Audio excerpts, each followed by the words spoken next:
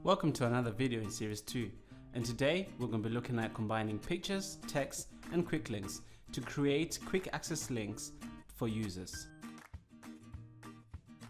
Edit a SharePoint site.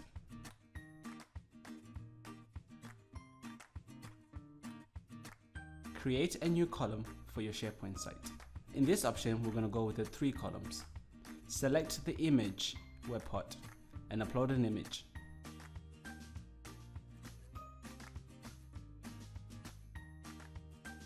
Just below that image, add another webhook.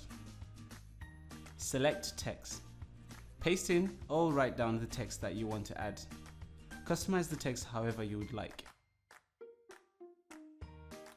You have multiple options with the text. You can centralize it, left align it, or right align it.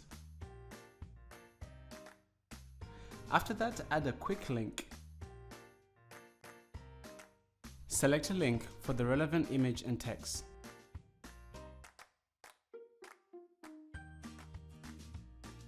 You can change the icon. Find an icon that is relevant to the subject you're talking about in the pictures and the text. You can add a title for the icon. You can also change the layout options, and you have icon options, and you also have the appearance of the icon. You also have alignment options as well available too. We'll publish this to see what it looks like.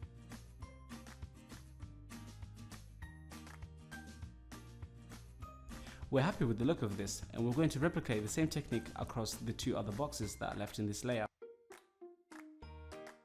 More options are available for images, such as cropping. We can adjust this to make sure that all 3 pictures are equal. Click on Publish to see the final results. As you can see, this is just another way for you to be able to show information and to also have links provided for the information that you're showing. Thank you for watching this video, and we hope you enjoyed it. Until next time, goodbye.